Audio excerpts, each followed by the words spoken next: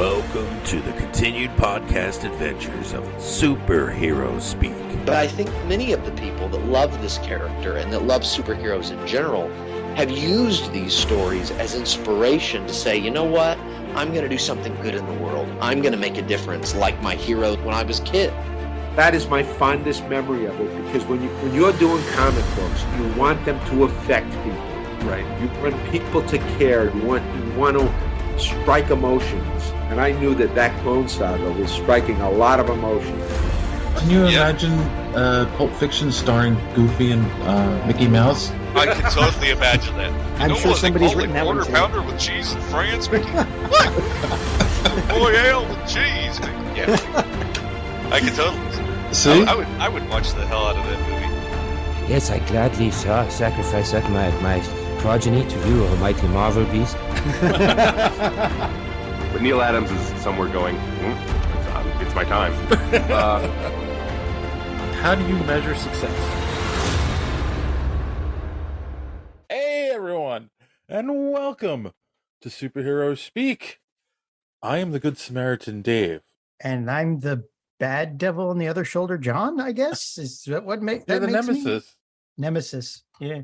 Such original names, Nemesis and Samaritan. I mean, it's good for a fable. It works. More on that later, but before we True. get all that, of course, JD is absent this week. He had family issues to Life take care of. happens. Life Yeah. happens. Yes, and so that's fine. We did reach out to our normal cohort, Don, and he is busy as well. So And just then like the old days, it'll be John and I. Woohoo! Yeah. So how are you? I didn't bring enough alcohol for this. First off, usually I use JD as a buffer. No, I'm fine. You know, things are interesting. I've on the Minecraft mod thing. I can now make both items and blocks, and I'm going to be talking to my nephew about making animated blocks, and then I'm going to go into structures where you can actually generate structures in Minecraft. It's really interesting, like the coding that goes into this, and that this entire Forge framework that was built on top of the decompiled bytecode of Minecraft. So that I'm sure everybody who's not a programmer is absolutely riveted with my description. Can you create your own like constructs? Like you take this element and this element and this element, combine it and makes something? Yeah. They built this whole API on top of it for those non-programmers, application programming interface. They built this whole thing so that you can add items to the game, add blocks to the game, do different things with the game, spell effects, all that.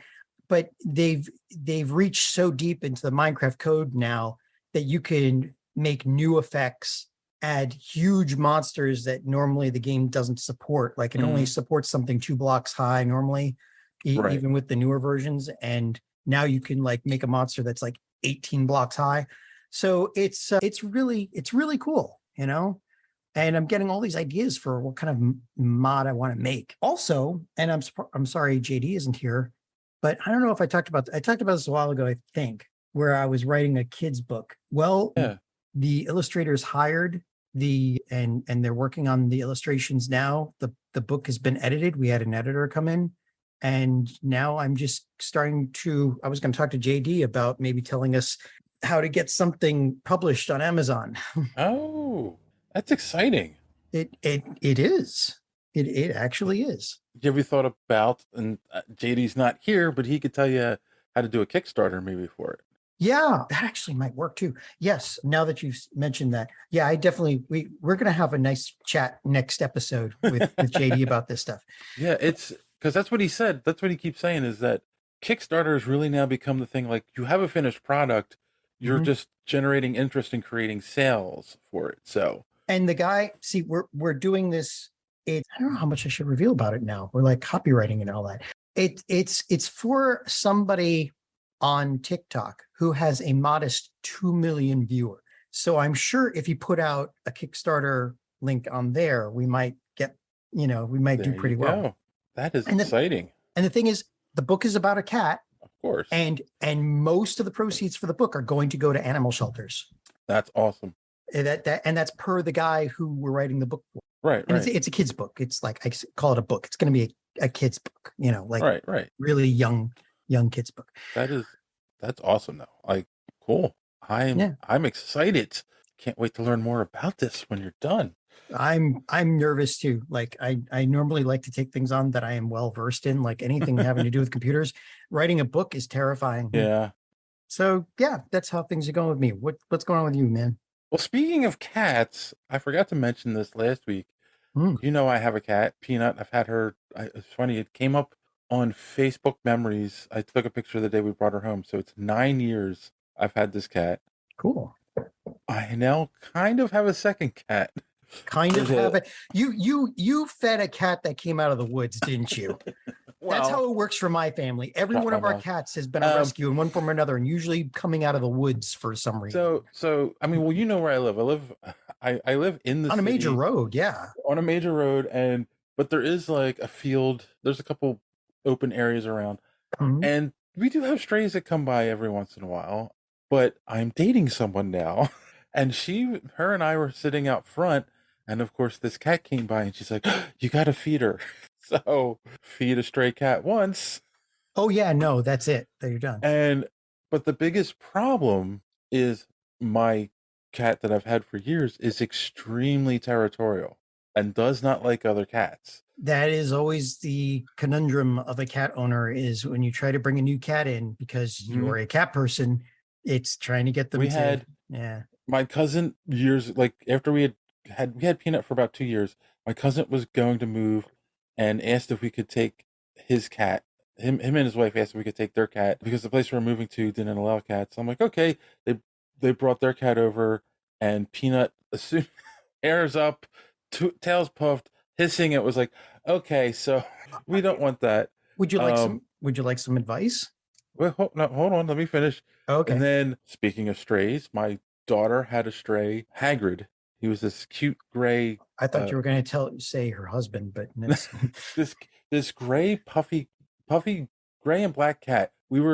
She was, before my daughter got married and moved out, our basement's partly finished, so she was living down there, and she had the basement door open, and the cat, she opened the door, the cat was standing there, like looking in, and she's like, "Oh, hello," and the cat came in, ran on her bed, and sat down and said, "Okay, I live here now," basically, is what happened. That's the way a cat works. The whole time that she lived here with him, he had to stay in the basement, and Peanut had the rest of it, because every time we tried to get them together, and we tried several times, Peanut was having nothing to do with it. So some cats are like that. Yeah. So I don't, like, I can't. It's been her house for 9 years. I can't bring another cat in and have them fight. There are ways to do it. There are tricks, like you have to have 2 different feed bowls in 2 different areas, 2 different litter boxes. Yeah, I would and like that gives them the chance to be their own cat while they're getting used to each other. The only other thing is that if you're going to do that, normally I have the names of some exceptionally well formulated sprays for marking urine out of your fabrics, because I've been through that after my ex left, when she left me with 2 cats that were just fighting, and it took a while, but they aren't friends, but they tolerate each other. Yeah. Well, I'll think about it. Karen's trying to find a home for. We're calling her Pumpkin because she's orange and white. Oh, you named it. No, that's it, dude. You're done. You named it. You shouldn't have did that. Oh, it is so funny too now, because as soon as I step outside, she comes up meowing at me anymore. Like if I usually feed her in the morning before I go walk. If I forget to do it before I leave, as soon as I come back, she's like meowing at me to get her to follow me to the backyard where I've been feeding her. It's like, oh, okay, let's see what else is going on. Oh, and I've speaking of nerdy stuff and computers, I think I've told you before, like I've done consulting work for my brother's company sometimes, and a job came up, and basically it was enough hours to cover, I want to say 90% of my costs for New York. Nice. Yeah, very good. It's going to definitely cover the hotel and food, travel, and amenities. Are extra at this point. But I am going to be joining you next year. You're sure? My back is healed enough, okay. and the pandemic's over. The only my only sad thing is like, I think I'm going to do Awesome Con in lieu of the Great Philly Comic Con, because it looks like Great Philly Comic Con is gone, and that was one of the best. Yes. Yeah. No. I know, like Stan Konopko is talking about it. And I talked to Stan at the what was it? Fan Philly Expo, Fan Expo Philadelphia, whatever. The company that took over Wizard. Yeah. And he was like, he lives not far from the guy, I can't think of his name, who did Great Philly Comic Con, and he's like, no one knows, no one's even seen him like coming in and out of his house or anything. He doesn't talk to anyone. Like, just stop doing it. That's a shame. That was a big con, and they got really good. I mean, like, they got some A-listers there. Yeah, well, and Stan, I'll tell you, he had a lot to do with setup. Like, he's the one to put the artist for Artist front. Alley, yeah. And Artist Alley was amazing there. Yeah. I mean, everything about that. That's where we got a lot of really good interviews, because, you know, I didn't have to like set up smoke bombs to draw off security in order to get to these people. Not that I've ever actually done that in real life, but you know, it was like, it was easy sometimes to get to talk to real A-listers, you know. And that's where, why can't I think of her name? Consular Troy. No, Marina Sirtis. Marina Sirtis, yes, you got her riled up. Well, that's because I didn't bring her chocolate. That was my first problem. And the one from Babylon 5. Oh God, I can't think of her name. Yeah, give me a second. I'll look at Dark it. hair. It's been a while. She's because you worked with her once, right? Yeah, I worked with Mira her. Furlan. Yes, Mira Furlan, and you know, and then Filch from the Harry Potter series. He was such a nice guy. Yeah. God, he's like the best grandpa guy ever. Like, and Game of Thrones. Don't forget, he was in Game of Thrones too. So. And he played the first Doctor. Yes. On Doctor Who. Yes, he did. So. Yeah. God damn it! I'm having such trouble. David Bradley. Yes. Who's classically trained. Like, the man has acting chops, and he's just. Well, it's really nice to find that they're really nice in person. You know. Oh yeah, that's been one of the best things about doing this show, is meeting these people and finding the ones who are nice. Yeah. Did this sound just change, or did my ears go crazy? Your ears went crazy. Oh, okay. So. And of course, I'm getting all those emails, so I have been setting up interviews already for New York. So my plate's going to be full. What I'm looking most forward to is there is going to be a panel for the Weird Al movie. Oh, that should be interesting. I don't know why I've seen the trailer with Daniel Radcliffe, and I am so excited for this movie because it's weird, and you know that it's going to be crazy. And I'm hoping, I don't know if I told you. Yeah, I'm sure I told you. Last year I went with my brother-in-law, and I was going to go to the Ghostbusters panel, and I'm like, I'm tired. I'm sure it's just going to be a thing. And then I left, and then like I kept getting messaged by a ton of people when I got back to the hotel. Did you see it? What'd you think? Did you see? I'm like, what are you guys talking about? Oh, that's right. You missed They showed Afterlife at the panel. It was like, are you kidding me? So I'm kind of hoping, even though Weird is going to be free, the Al Yankovic story is going to be free on the Roku channel. If you have a Roku, I still want to but that's not till November. So it'd be nice to see it a month early. I can rub it in my brother's face. Nice. And then the only other thing going on, so I went to Bork, PA, right outside of Harleysville. One of these farm country areas. I went there this morning because there's a big swap meet area that's called Jake's Flea Market, and an ad came across my Facebook feed for this. They were having a guitar show at this flea market. It was a buy sell trade kind of thing, and I'm like, oh, I want to go there. It's like an hour away from Philly, so I was like, I want to go see that. And Karen's like, okay, so we got up early and went, and was like, all right, here's what I took out.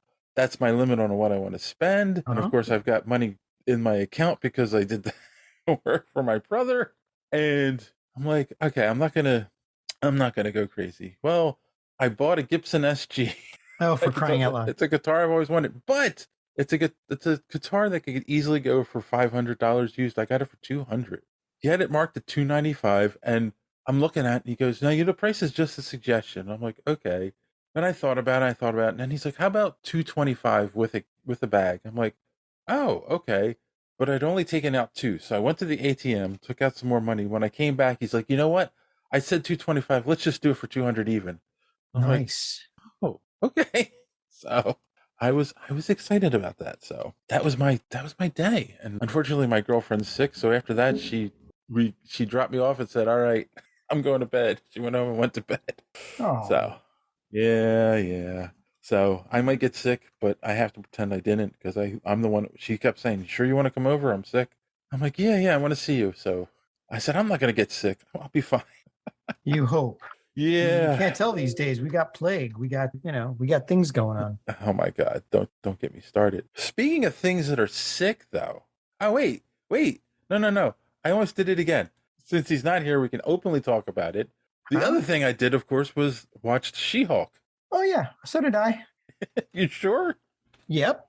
What'd you think of the episode? It was interesting. It felt like a filler episode. But that's okay. That's really okay. Filler episodes are fine. I mean, and it felt more like it was a setup episode, really. Yeah.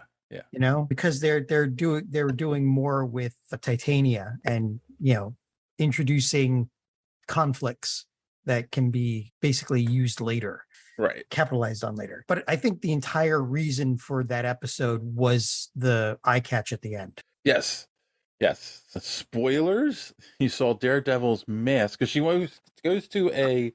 I'm talking about the other eye catch, but okay. But you didn't see the other eye catch? The shoe collection? Oh, you didn't see the shoe collection. Oh my gosh. No. You missed it. I was kind of hoping. You blithely went through the end credits, didn't watch any of them, even though they change the end credits every time they show, they spoil things, they show things, they grab your attention.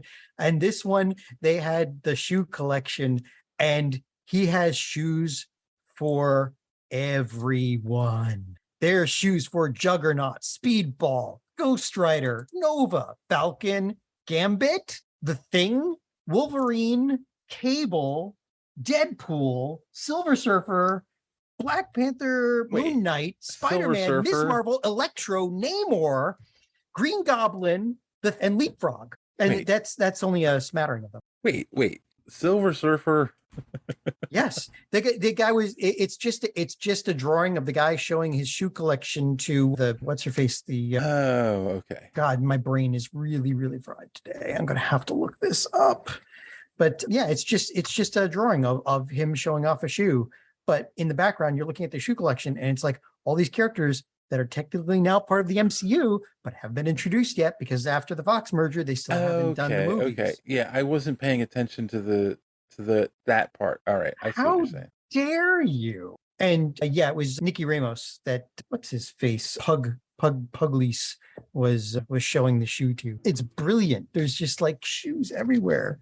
Right, because she goes to this guy to get a new suit, and she just wants a business suit, and he says, "I made you something a little extra," and he hands it to her. It's in a bag, so you don't see it, but you hear her go, "Oh," which I'm sure is going to be her classic white and purple outfit. Now I don't know that this concept was ever introduced before The Incredibles, but the idea of a suit person, the person who's creating the super suits, in The Incredibles, it was Edna Mode, and ever since then, on was it Black Lightning on the CW, they introduced Gabaldi, who is creating their suits. They've got this guy doing the suits here in Marvel. They had the guy doing the super suits in what is it? The Daredevil.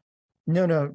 Oh, in Daredevil. Oh yeah, that's right. Daredevil 2. That's how he gets his suit in the second season. But Invincible 2. Okay. There was also a guy doing super suits. So it's now now in addition to a multiverse, you now have to have a guy doing the super suits.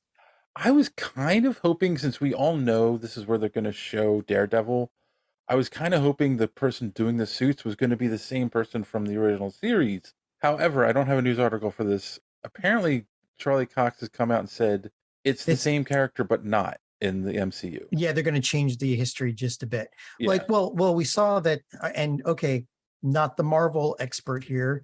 I'm the DC guy, but the helmet was yellow. Yeah, his original costume is red and yellow. Oh, okay. The Red and original yellow. costume from the comics. It's that's what they're going for here. It's an interesting choice. Like, it's funny. My Karen's oldest son, he saw the images and he's like, "Yeah, I don't get it. Yellow. It's just like you can't hide at night in yellow." And it's like, yeah, but it's the original costume. They're paying homage. Like, I'm sure that's Mhm. not going to last. You know, they'll go to the all red eventually. But yeah. Well, Charlie Cox is in IMDb for 4 episodes of this, so he should be shown in the next episode, I think. Yeah, I think so. Along with Wong. Oops. Wong's in 6, it says, but I don't think they can go without showing Wong now. He's too big. He's become too big. Well, that's the thing too. When they show him, didn't they show him in this episode? Yes. Right. So that's what I'm saying. Like, when they count, like, it's a 2-second cameo, do they count that as? I don't know. But all I know is, like, they can't get along without one. And the funny thing is, like, on YouTube, the How It Should Have Ended guys, when they started doing How It Should Have Ended for Marvel stuff, as soon as Wong was introduced, it's like every episode that they do now has Wong saving the day at least once. Because, you know, like, Wong could have created a portal under Thanos and then snapped it closed as soon as Isn't there an argument that Doctor Strange could do the same thing too? Yeah, but again, he's got Wong doing it because Wong is cool. You know? Yeah, I still don't get the criticism and the hate for this show. It makes no sense. And some of the stuff I'm seeing, like, you saw an image online, you didn't actually watch the show. Yeah, I know, because the show is entertaining as hell. Yeah. You know? Even this one, which you considered a filler episode, it was still fun to watch. I kind of get the people that want a knockdown, drag them out fighting thing, but it's like, go watch Batman v Superman if that's what you want. You know, like, if you want character development, watch something from Marvel. Well, right? even this one's going to have character. This one's developing character. That's the whole point, right? So, God, I hate also being the chief DC apologist for this outfit, but you know, I linked you to the picture that the shooting. Yes, I see it. Yeah, if you scroll down, there's the initial picture, and then if you scroll down, it shows all the names on them. Yeah, all the names. So even what's his name, Moon Knight. Yeah, Moon Knight, Black Panther, Spider-Man, Cyclops, Miss Marvel. But Deadpool's the one, like, we're expecting Deadpool anytime now, especially like maybe showing up in She-Hulk at one point, because they both do the fourth wall breaking. I think they have to do something with them together. It's not an option at this point. At some point, you're probably going to see Deadpool, She-Hulk, Howard the Duck, and who else breaks the fourth wall? Pinkie Pie from Generation 4, My Little Pony. Like, how many other people break the fourth wall? Like, Marvel owns a lot of characters that break the fourth wall. At some point, you're going to see them all get together and have a chat, you know? Possibly. At least in some kind of animated short on Disney Plus. Maybe. Or they have the actual actors. They could do it. Yeah. Oh, my goodness. All right. Moving on. Now talking about things that make us sick. A little social media madness. Yep. Definitely just got that twinge in my stomach. Thank you very much. All right. So first off, we talked about, I'm waiting for it to load. Fantastic Four might have their director. It is the person that brought us WandaVision, Matt Shackman. Yes, that's it. To which random Randy Savage said, director of WandaVision is doing Fantastic Four. I'm lukewarm on this. Really? Because, like, WandaVision was one of the best things they've come out with. And can you imagine what he had to do to direct those, including having to figure out what color prosthetics and body paint they had to use in order to make things look good in black and white? Like, and giving the actors, they gave the actors lessons in, like, 50s sitcom acting. Like, they went through so much. This guy has got chops. I mean, he seems to be doing the good work. And then from Fett Shot First at Mega Dodge. Nice. They said, I don't care who it is as long as we keep Krasinski. I'm all in with that. I'm with you, Fett. That's yeah, definitely. There's so many rumors about who they're going to give it to, and I'm like, no, the fans want Krasinski, like rabidly. Yeah, and his wife for the Invisible Girl. Right. for Like Sue Storm. So they're not going to, and they said it's not going to be an origin movie, so we're going to get an older established actor as Reed Richards and some of the others. So I definitely think I saw him on Jimmy Fallon. Yeah, Jimmy Fallon, and they were talking, and he's like he's like, well, can you tell me anything? He's like, I don't know. He's like, well, do you know anything? I don't know. And at which point he looks over his shoulder and sees the Disney lawyer ninjas lining up. Right. Well, it's funny. He's joking around. He starts saying something, and he goes, and yeah, exactly. And then the blow dart hits. Yeah. Or then he starts glitching because he's animatronic. They couldn't let the real one out. So, yeah, we shall see. I'm not sure why Randy has an issue with it, but we will find out if that's a good choice or not. And then, of course, Short Round. We had said, remember we talked about Short Round because the actor did a reunion with Harrison Ford, and he's going to be in, what was it that we said coming up? I don't remember. And to which Randy Savage from Colt 45 again said, I know you guys made a joke about Short Round becoming indie, but after watching Everything Everywhere Always at once, yes, do that. Holy crap, that would rule. And hopefully I'm saying his name right. It's Hui Kwan. That's the guy's name. Yes. So, but yeah, I forgot he was in Everything All at Once. I haven't seen it. Have you seen it? I only seen part of it because I started watching the movie and then I got like distracted. Yes, just like now, and I never went back to watch it. I completely forgot. Now I want to watch. I want to see it now. But yeah, he was in that. So yeah, and I've heard good things about it too. I've heard a lot of good things about it. I have not seen it yet. I'm sure it's on demand at this point somewhere. So maybe I will watch that. It is. That's where I was watching it. So. All right. Of course, all you've got to do is mention a Zack Snyder DC movie in a tweet, and people start commenting. I know. We get a lot of traction on those. So, of course, we reviewed Man of Steel a couple weeks ago, asking the question, is it a good movie? Was it a good Superman movie? And, of course, our good friend D Squared, the resident expert of the middle age, said, it's not high cinema, but I like it. You know, Don, you were on the episode. You're not allowed to comment. Anyway. No, easily. I still don't see it. There's still too many issues with it that I can't get past it. I know. Taco Shirt Krillin said, it's one of the only Superman stories that's ever made sense to me. I liked Return of Superman until he literally lifted an island of kryptonite out of the ocean. Then I was like, oh yeah, I forgot Superman isn't written well. It was good. He was forced to make a decision. Was he really? To which Seth at N69 Seth said, you don't like Man of Steel? And it's a gif of, the face palm. I don't know what this is from. Where multiple hands are coming. Oh no, that's the quadruple face palm. That's one of the legendary face palms of the internet.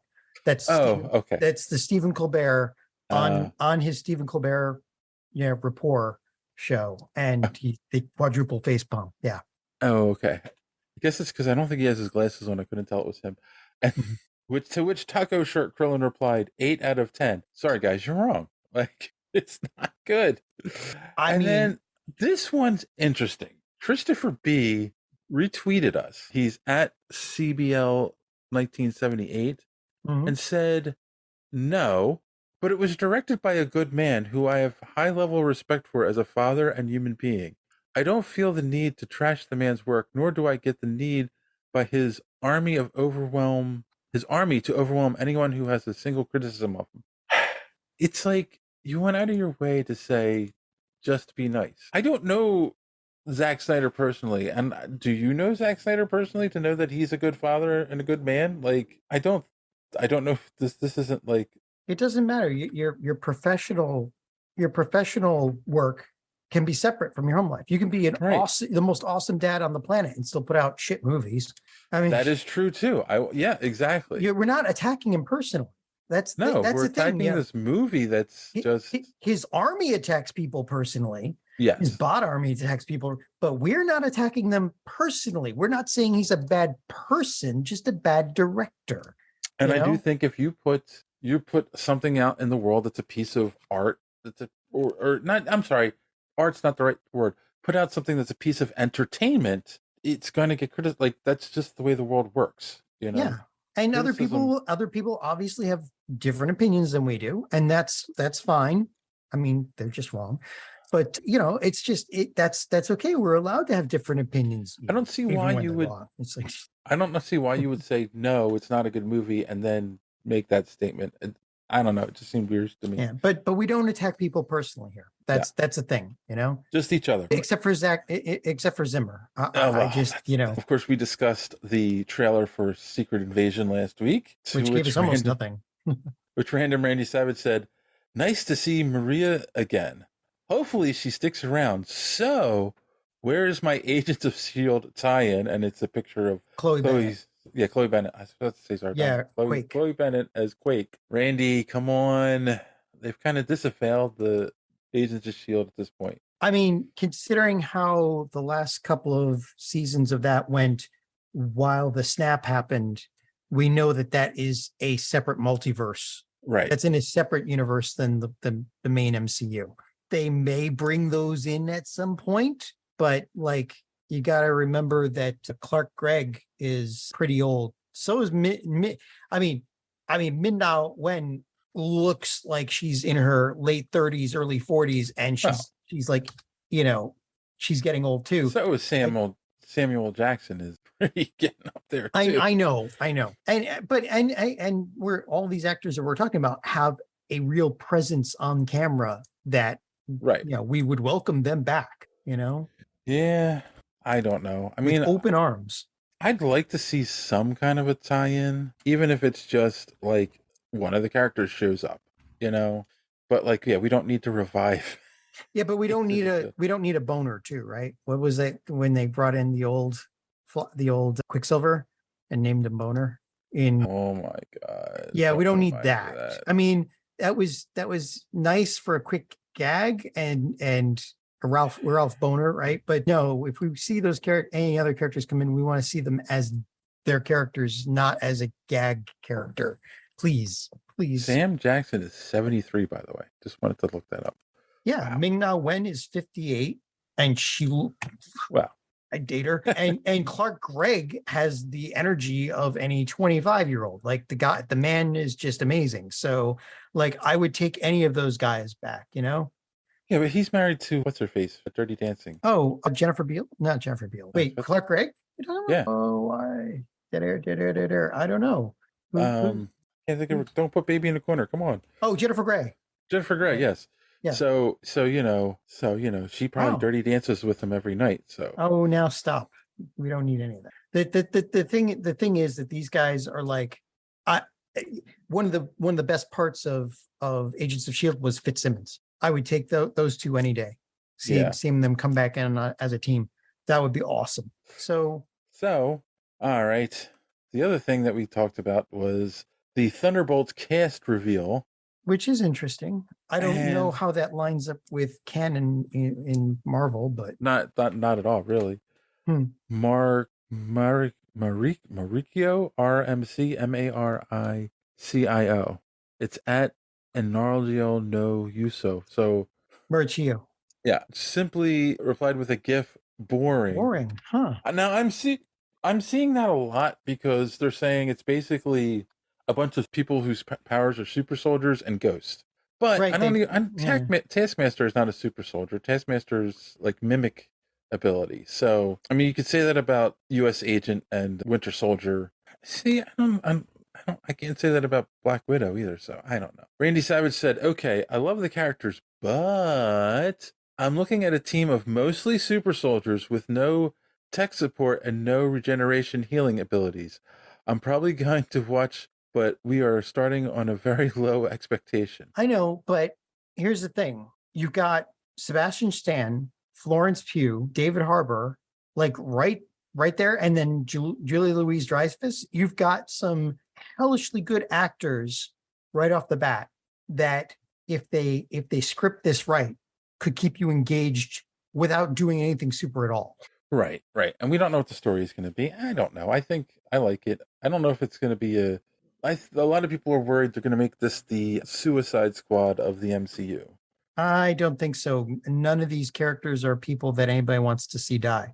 Or none of them, you couldn't lose any of them without people going, and the hey. thing is, right, you can't pull that off without actually killing someone. Like James Gunn proved it. You've got to like at least do a bait and switch and kill off a couple of the characters, because then people are like, well, why am I watching this if you're not going to kill anyone off? In the first movie, they killed off one character who no one knew or cared about, you know?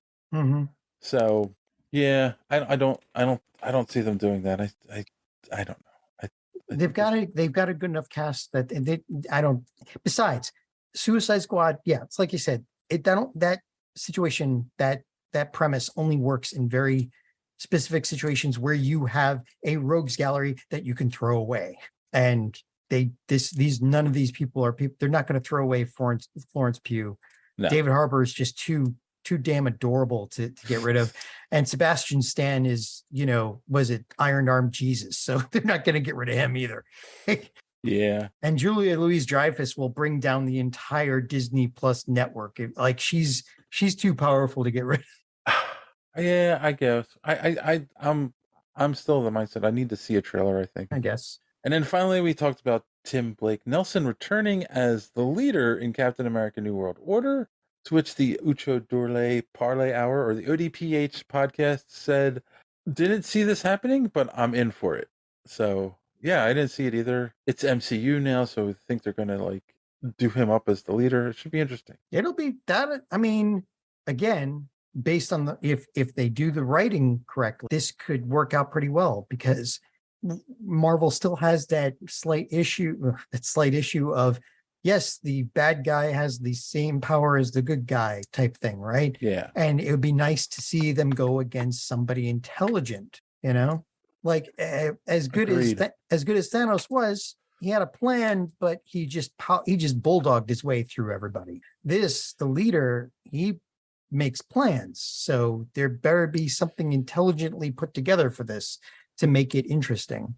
Yes. So, well, that's it. That is all the social media madness for this week. Thank God. So if you want to know how you can follow us on social media and be part of Social Media Man and hear some other great podcasts in the Geek World All-Stars Podcast Network, here is our very good friend D Square to tell you more. Enjoying the show? Want to be part of Social Media Madness? Make sure you are following superheroespeak.com, where you can find all of the show's social media links at the top of the page.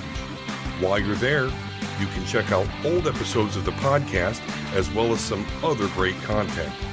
Check the site often, because we are posting some great comic reviews, as well as comic book and movie news content every day. Make sure and follow us on Twitter at SuperheroSpeak. And while you're there, check out the rest of the Geek World All-Stars Podcast Network. You can follow them at @stars_geek. Geek World All-Star Podcast Network include great programs such as the Pop Prison Power Podcast, Cult 45, So Wizard, Fans on Patrol, the Gorilla Brain Podcast, and of course, Superhero Speak.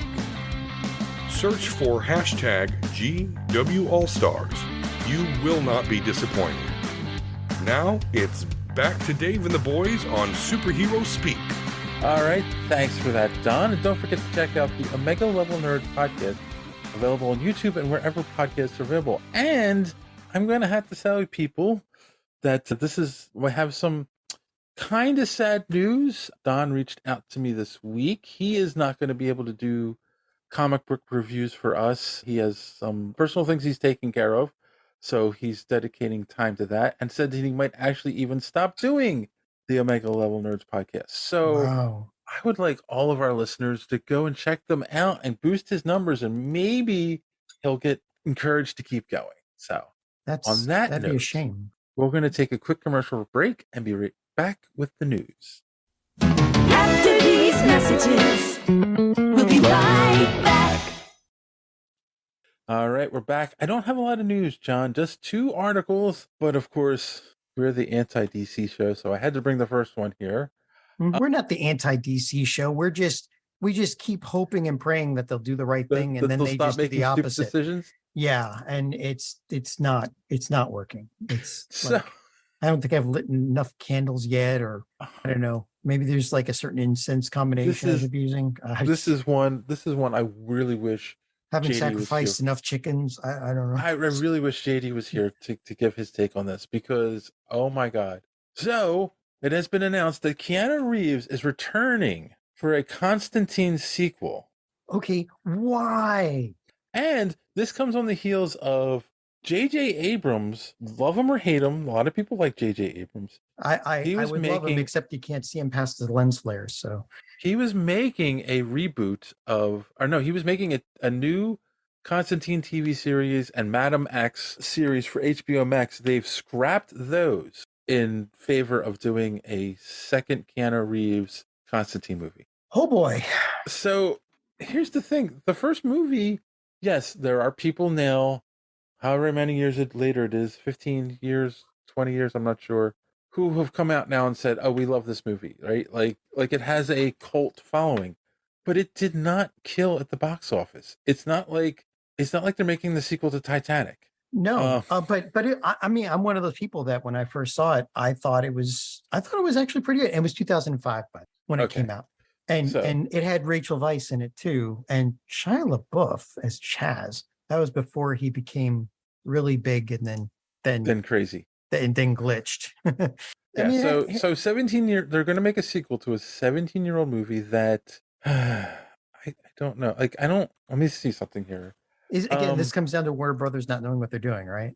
Yeah, it had a budget of 70 to 100 million, and it made 230 million in the box office, which I know you would look at that and go $130 million profit. However, factoring in marketing, that probably comes out to like maybe 75 million profit. So why would you jump on making a sequel to this when, I don't know, is it the quote unquote star power Keanu Reeves? Oh, well, it's definitely, I mean, with John Wick and all of that, I mean, yeah, I mean, Keanu, like ever since John Wick, he's become huge again. And they did that final song for, what was it, for Bill and Ted, right? I feel like they're trying to cash in on that right now, and it's like, I feel so bad. Like, I'm wondering why Keanu Reeves said yes to it. I mean, it's possible he liked the character, right? I'm pretty sure he has said that in interviews, like basically, if they asked him to do it again, he would, kind of a thing. So, I mean, yeah, come on, let's be honest. Big enough paycheck, anyone's going to come back. But yeah. Who's the actor who plays him on TV? Like, everyone loves that guy. Oh, that was what was his name? That was Matt Ryan. Matt Ryan, yes. Matt Ryan, yeah, and he's done it for the Constantine TV series, and then on the animated movies. The animated movies, and then he was also on Legends, the CW show. Yes, Legends of Tomorrow.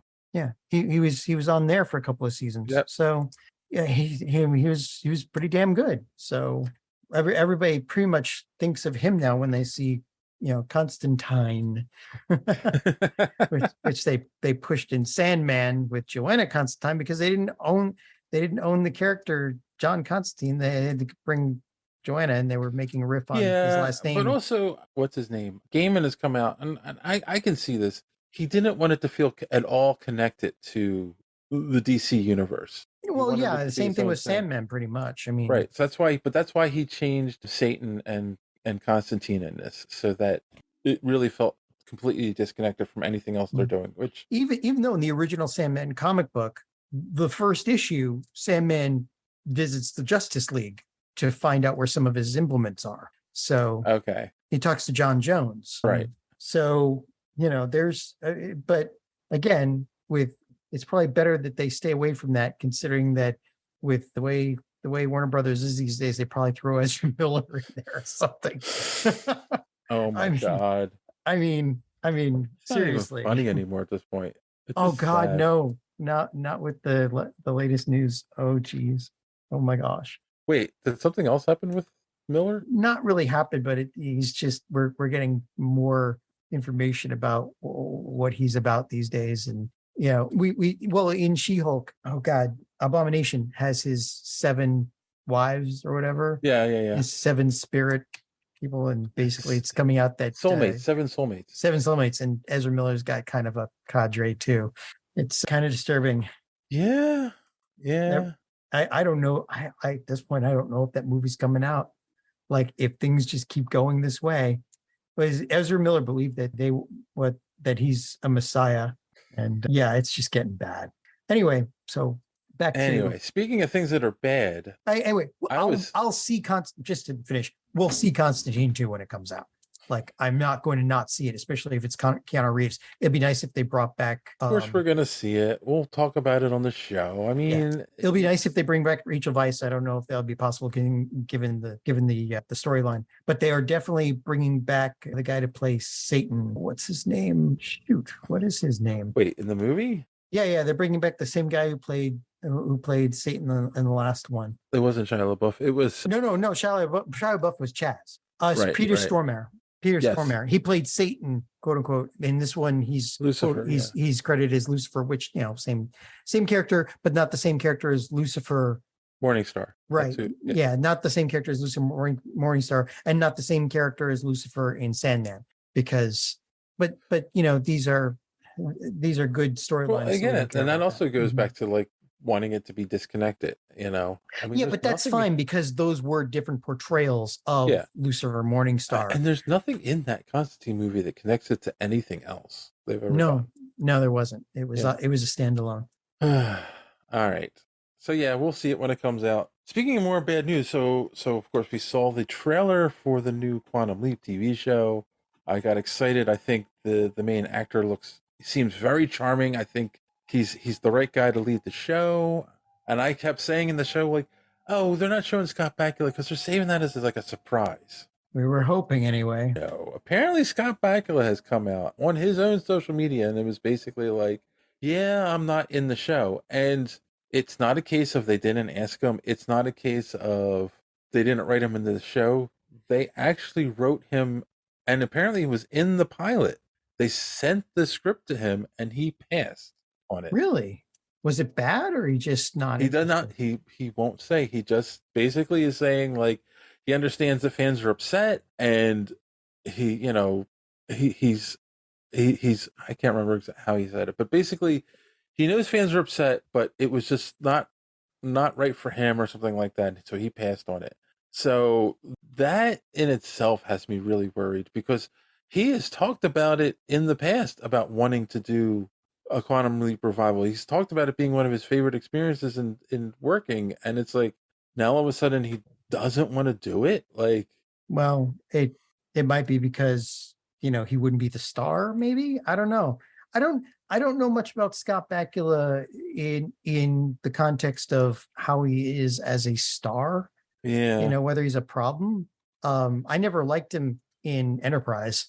I just didn't work for me in Enterprise. His whole demeanor just I don't even wrong. want to talk about Enterprise. I mean, but I mean, in this new one, the whole thing of making it as a holodeck simulation at the end just pissed me off to no end. But anyway, but in this one, the new one, Raymond Lee is playing Dr. Ben Song. They got Jewel Straight as Naomi. Ernie Hudson is in there. But I mean, that also shows you that like this is a continuation. This isn't a complete reboot. They were going to tie it to the original show. I mean, they still might have to make mention and tie it to the show somehow, right? Yeah. But they just consider that. And it's a weird thing to say because like it's weird to come out and say anything because what if the show takes off and it's loved and then he'll want to be on it? Well, now he's already said this. But you can always change your mind. I know, but I just think it looks weird then, I know, but it was. I mean, it would be nice to see him back. It'd be hard to see him without Dean Stockwell, right?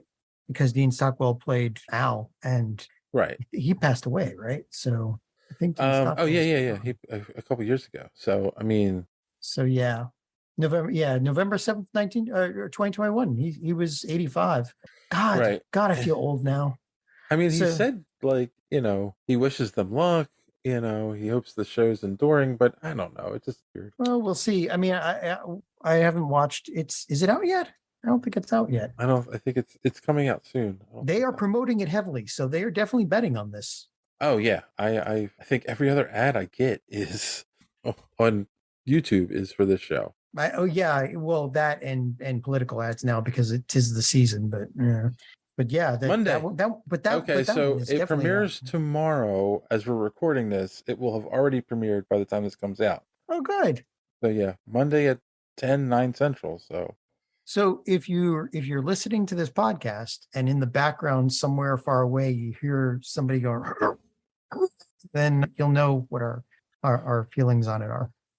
If you're listening to this podcast and you've watched it already, wherever you're, if you're listening on a platform where you can comment or go over to our social media. Yeah, let us know what you think. Let us know what you thought.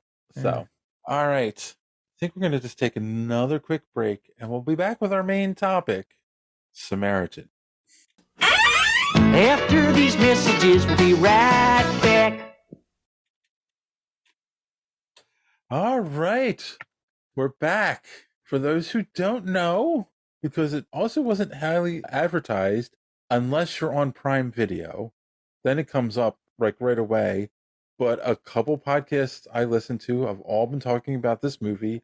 It's a superhero movie. It flew under our radar. It's not based on any existing property. It's an original thing. Sylvester Stallone is Samaritan. So I was like, I reached out to the guys. I was like, I think we should watch this and talk about it. Yeah.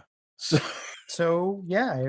So let's start as we always do. Let's try to be non-spoilers, initial reactions. John, of course, what did you think after you watched the movie? Well, I think when he brought out the lightsaber, I thought it really caught me in the gut there. Now, it was good. It was actually much better than I thought it would be. But this is a Sylvester Stallone production, right? Like this was a Balboa production. So Stallone like owns this IP and all that. I think he produced it and all that. And he didn't write it though, or no, direct. the writer is Braggy Shoot. So but he is the producer. Yes, he's the producer of it. And the star. But that's okay because he can handle that, and he did really good. I really liked it. I did really like it, and we're not doing spoilers yet, so I won't say anything else. So, okay. So I watched it last night with my girlfriend Karen. We were sitting there and we watched the whole movie. We really were just paying attention to it the whole time. So at one point, TMI, Karen had to get up for something, paused the movie. She comes back and she looks at me and goes, "Is this movie any good?" I'm like, "I don't know. Let's keep watching." And the movie ends and she looks at me and she goes, "It's not the worst thing I've ever seen, but it's really not that good." I think it was better. I liked it better than that. I feel like there's the bones of a good movie in there somewhere, but possibly the movie, the script went through too many rewrites and something got lost in translation. So it's okay. And I'm going to say that, so John liked it. I'm saying it's okay. If you have Prime Video, it's free. So go and give it a watch. So now at this point, we're going to get into spoilers. So if you haven't seen it and you want to see it, well, then pause, go watch the movie and come back. Or if you've already seen it or you don't care about spoilers, here we go. Let's talk about the most glaring problem with the movie. Okay. There's a quote unquote twist in the movie that you can't sell this movie on because it's projected within the first 5 minutes of the movie. You know what the twist is going to be. And in my opinion, most people will probably be able to guess it. I mean, I don't think it was really projected. Didn't feel like that, but it was all, but they did lay heavily into his identity enough that you got suspicious. So yeah. Okay. The premise, ladies and gentlemen, who haven't seen it and don't care about spoilers, is there were two super beings that were twin brothers. One named Samaritan, the other named Nemesis. That's at the beginning. That's all you know. You don't know their secret identities or anything. And of course, Samaritan was the good guy, and Nemesis was the bad guy. And we're going to get into that. but basically there's a big fight, and after this fight, they both disappear. It is believed that Nemesis is killed in the fight, and Samaritan like goes underground, because he defeated his brother. They thought they were both dead, but a lot there were quote unquote conspiracy theorists who were like, yeah, Samaritan's still alive. He's still out there somewhere. So yeah, that's more accurate. Yes. So they were believed both dead at the end of this classic superhero one-on-one, this is it battle. And lo and behold, 25 years later, this kid runs into Joe Smith, right? Was it Smith? Yep. Who has super strength and helps him out, and they become friends. And he surmises that this is Samaritan. This is the hero of the day, and he needs to come back and save the city because the city has gotten so bad since Samaritan has left the public eye. But the twist, hold on to your hat, boys and girls, it's not Samaritan. It's Nemesis. Oh my God. This hasn't been done 1,000 times before. Well, it hasn't been done 1,000 times before, but it's not it's not exactly as bad as a Shyamalan twist these days. I kind of feel like if they hadn't said they were twin brothers in the beginning, and they say it like 2 or 3 times, this could have been a shock by the time you got to the reveal. Well, they could have also done stuff to lean heavily into he was, Samaritan. Like the script was written around basically the writer continually nudging the reader, going, "Hey, this is Samaritan. Exactly. Trust me, really." It's like they just pushed it too far. And both characters are wearing masks in the beginning. You don't see their faces at all. It's not until you find out, because they keep doing flashbacks to that fight, it's not until the reveal do you see him without the mask on. So it's like, okay, well then you never had to tell me they were even brothers in the beginning. Like, you could have had this just Nemesis versus Samaritan. Mm-hmm. So you can't sell the movie on that twist, because I think it's pretty obvious. Because every time he tries to talk to him every time the kid tries to talk to Joe about the past, he doesn't want to talk about it. He says things like, "I'm not who you think I am." And I'm like, oh, God. Again, they leaned into it very hard. They were basically nudging the watcher or the reader at every chance they got, saying, "Yeah, this is Samaritan. Trust me." Yeah. It's like, okay, like, that would have to protest too much. So, and this is jumping way ahead, but this is kind of one of my other kind of issues with the movie. Mm-hmm. At the very end of the movie, of course, spoiler, as in all these kinds of movies, Joe saves the day and saves the kid, and they're in a building. The building they were in was burning down. They jump into another building, and the kid goes, "So is it true you were Nemesis?" He's like, "Yeah." He's like, and the kid's like, "Well, you can change." No, the kid's like, "Well, you can change that. You don't have to be that person." And we get the ham-fisted moral of the movie, like, there's good and evil in all of us, and you have to make the choice. So the whole point of the movie, and obviously because they're twins, that's the theme. It's a yin and yang story. Yep. But you don't, like, it's so subtle. There's nothing to hammer that home until he says that at the end of the movie. Yeah, it kind of did end fairly quickly on that. Yeah, because then it wraps up and it's done. And Yeah, like, I'm not saying that the writing could be better, but I'm just saying that overall the movie was worth a watch. It was entertaining. It was bad. No, Sylvester Stallone is pretty damn good at it. So the whole cast acts it out pretty good, especially the guy Silas, the guy who played Cyrus. Well, see, Cyrus, there's a character. So there's a character that drove me nuts. What? But again, it has to do with the yin and yang thing, where they show him as like this gang leader, but they're trying to say like he helped all these people that are in his gang, like he got them off the streets and gave them a place to live, and they became family, So they're trying to show a good side of him, but the other side of it is, well, number one, he shoots a guy in the back. He tells a guy he can leave. And then when he's leaving, he shoots him in the back, and he turns to someone else and he goes, "Well, you got to give him hope." And then, so it's like, okay, well, then you're just evil. And then he's also committing, like, his plan, it comes off mustache twirly. Okay, so here's the thing. The society that this is set in is Granite City.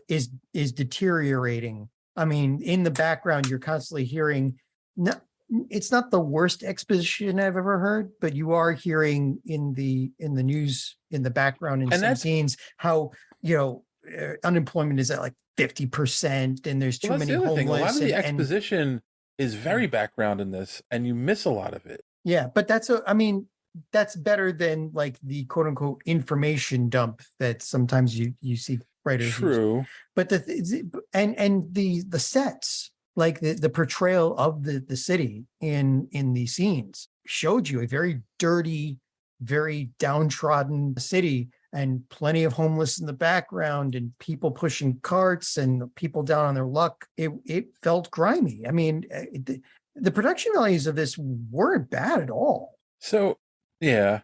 Oh, and then, but I mean, yeah, and I liked the idea of the yin and yang story. Like, I actually wrote a Dungeons and Dragons campaign that I never got to play with anyone that was based on that concept of like good versus evil and like putting the characters in positions where they had to make choices, and if they made one choice it would cause something to happen down the road, or if they made another choice it would help something else happen down the road, in the sense of like it was a world where there was like a good and evil, demons and angels were fighting over control of it, and when the characters did something bad, evil would become more powerful. If then they did something good would become more powerful. But like, and I love stories like that, but I don't know, it just, again, it was there, but I don't feel it was strong enough of a story. Well, no, it maybe should have gone through another rewrite. Maybe they should have made the movie a little bit longer.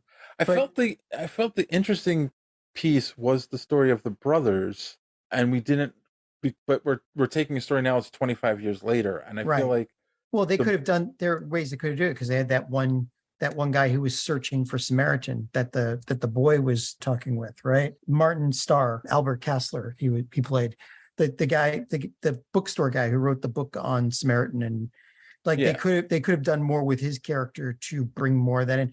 But again, like, right, like I feel like that's what the character was created for, but then they didn't use him for that. Like, he could have kept telling the kid stories. They could have kept showing him talking to the kid and telling him story and doing flashbacks to Samaritan and Nemesis. They might have cut stuff out like that, What I'm saying, and intertwine that with this movie.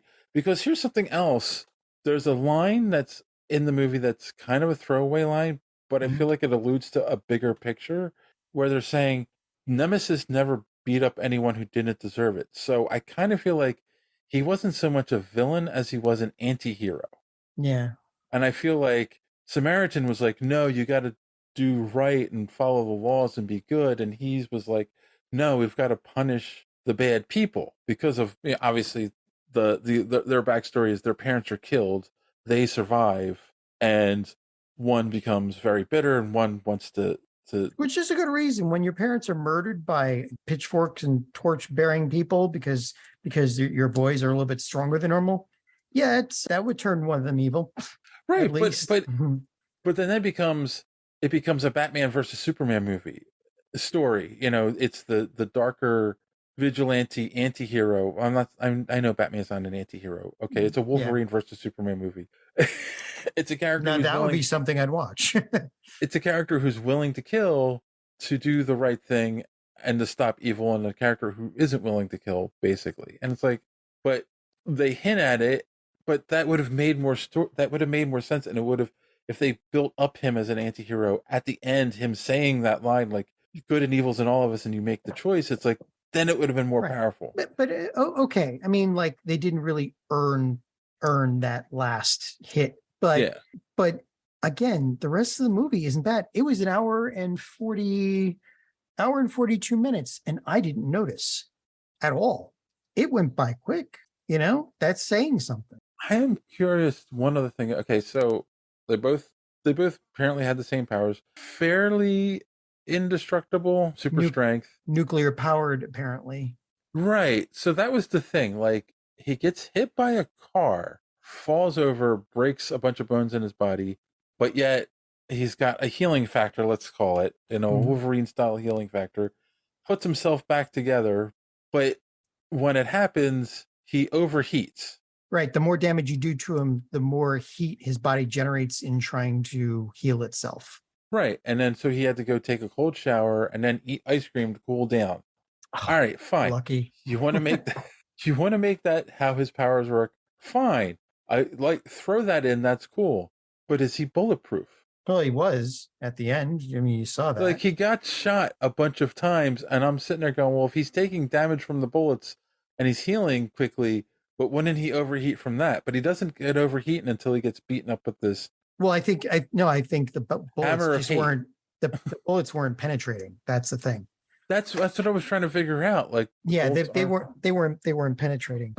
But here's the thing: like, there was also a kind of a mystical element to this because Nemesis created the sledgehammer and infused it with his blood, and apparently that was the only thing that would like leave a mark on them. He infused it with his hatred. Yeah.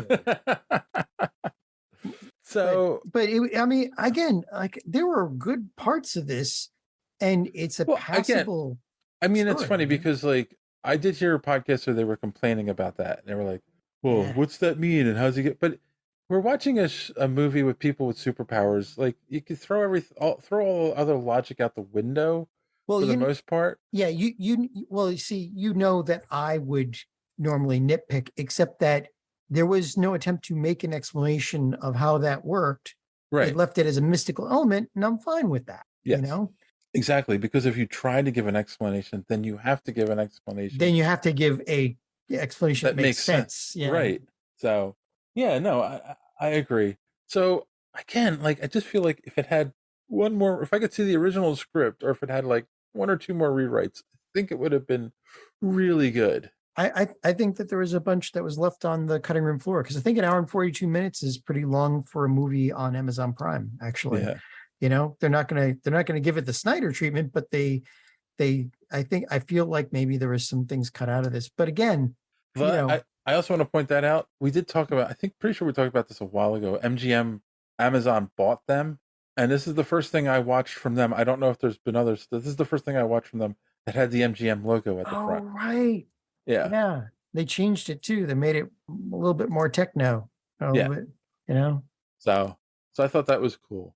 You know, MGM, isn't that Bond? Oh, Metro Goldwyn Mayer. It's a shame what happened with that. But yeah, I'm gonna start putting up movies under that imprint. That's fine. So anyway, that was just an aside. I can't think of anything like really, really, except for the end, which kind of ended like a G.I. Joe. Here's our moral for the day thing. Right. But otherwise, like, and that is one of the things that bugged me because again, like there's hints at it, but they don't really build to that end.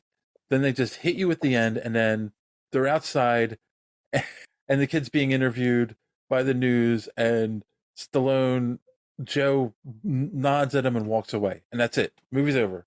No, yeah. No, like cutting to like 1 year later, and he's running around fighting crime or anything like that. It's over. Yeah, maybe they leave it open for something else. I mean, they if they did have a sequel to this, if it did well, then the next one could go a little bit more in depth of like where they got their powers or that sort of thing. They could continue on, but it works as a nice little standalone fable of two superheroes. I think I would watch a prequel origin movie. Oh, let's not already start their universe.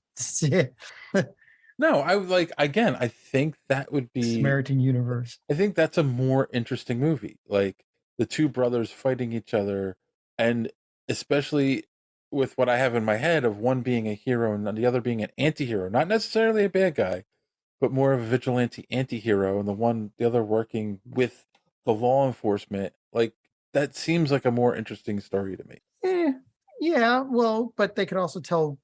I mean, that world was rife with stories that you could tell. Like it's a world that was breaking down, and you could marry that with well, now these super people are starting to pop up, or maybe it's just one man's, what am I trying to say?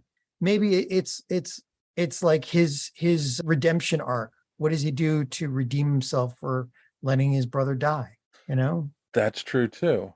I mean, there's a lot that they could do with this. Oh, I mean, you could easily do a sequel where he is helping people and everyone's like, yay, Samaritan. And then it comes out, somehow it gets revealed that he was Nemesis all along.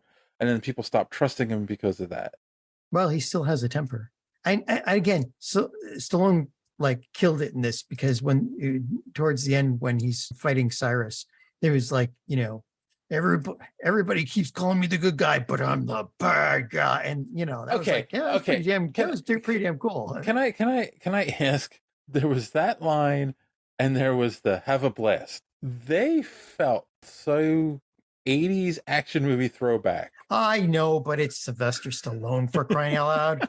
He probably added those in, but like instead of him going, everyone keeps thinking I'm Samaritan, but I'm Nemesis. It was like he kept calling him a good guy, and I'm like, oh, he's setting him up to say I'm the bad guy. Like when Cyrus called him the good guy like 5 times, it's like, oh, he's gonna turn around and say I'm the bad guy. I was like, yep, I know. Yep, there it is. Again, the writing could have taken another round.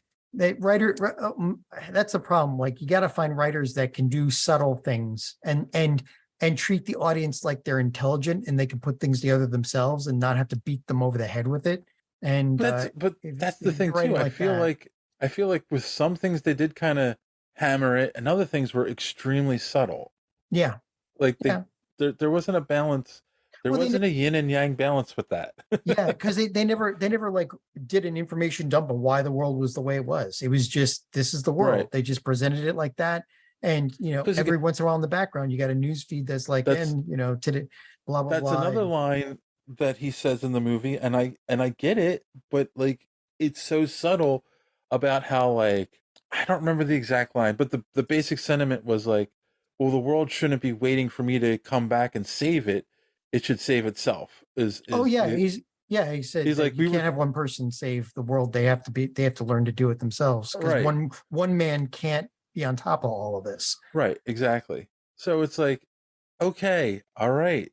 But again, it was like the way he says it, and it's such a subtle line, and it's just like, okay, well, that's the story you want to tell, but we're concentrating so much on, and it wasn't even so much serious. It was the kid, the cousin, or whatever, the one with the colored hair, who gets Jace, you're talking about?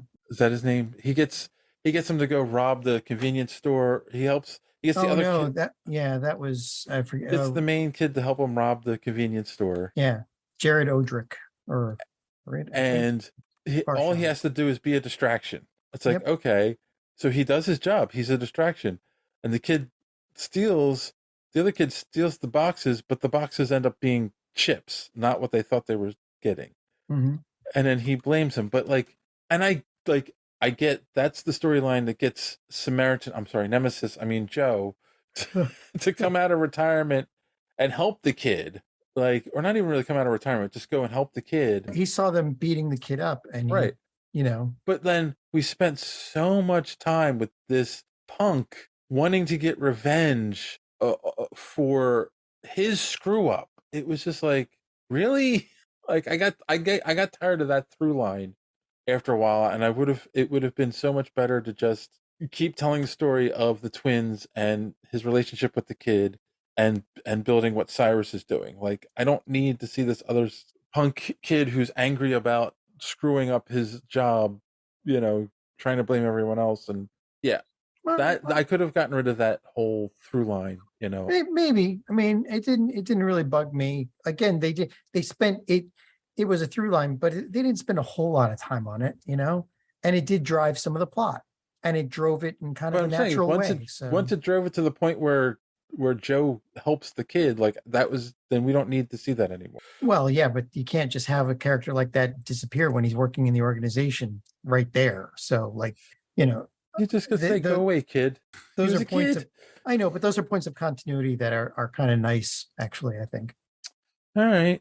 But I liked it. It's worth at least one watch. It's a good popcorn movie. Get some Again, I'm not popcorn. disagreeing. I had my popcorn. I was eating my popcorn and watching the movie.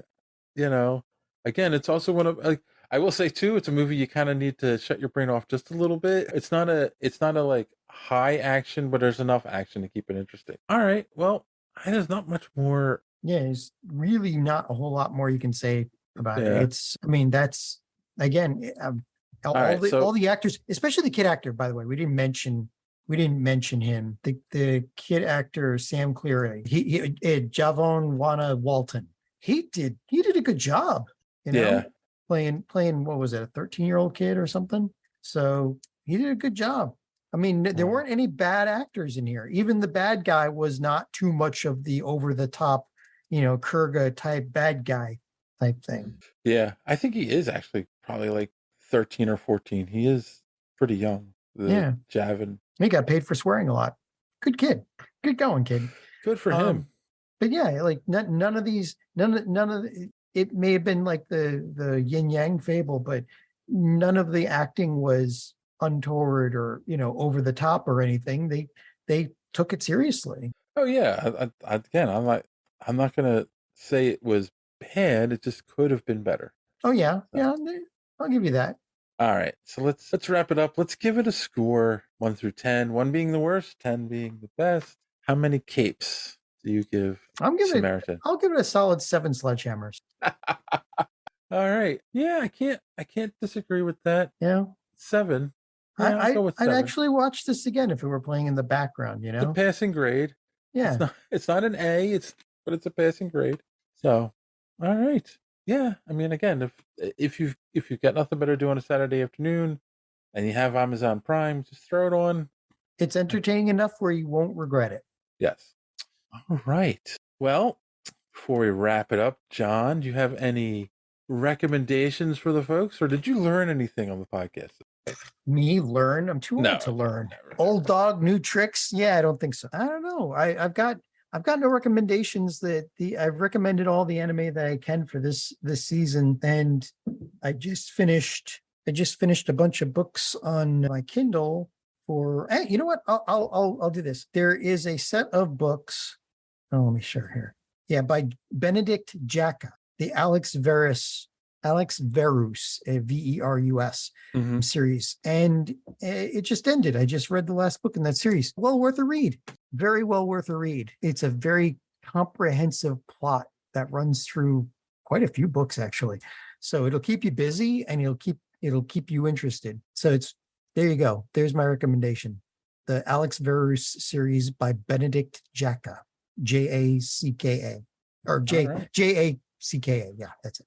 All right, then. Cool. I will recommend that you go to superheroespeak.com where you can find the podcast every week. Links to all our social medias and comic book reviews by our good friend D Square, rants and news by me. Since I'm going to say this, since Don is unable to do comic book reviews for us anymore, I'm going to try to do some. But if you've got some free time in your hand and you'd like to take your hand at, get some free comics sent to you and do reviews on them, hit us up on the social media, slide into our DMs, and we'll give you a shot at maybe writing a comic book review or two for our website. Fame and fortune awaits you. Should you choose to accept this gift, this quest. I'll also recommend. I'm still enjoying Rings of Power. I think it's well done. If you're a Lord of the Rings fan, I think you'll enjoy the show. I haven't started yet. I am going to try to watch House of Dragon next. I wasn't a big Game of Thrones fan, but I hear that it's pretty good. So I've heard it's good. I am just not interested. I got too many other things I got to spend time on, and I hear dragons and sex. It's But no, but I also, in my brain, I also hear massive disappointment at the end. So yeah, which is never a good combination with dragons and sex. So really, so yeah, I probably won't wind up watching it. I'll review something else. All right, and then I'm also going to recommend check out the premiere episode if you haven't already for Quantum Leap, because we'll probably talk about it a little bit on the next episode. So on that note, as always, Thanks for listening. Don't let your cape get caught in the door. Have a good week.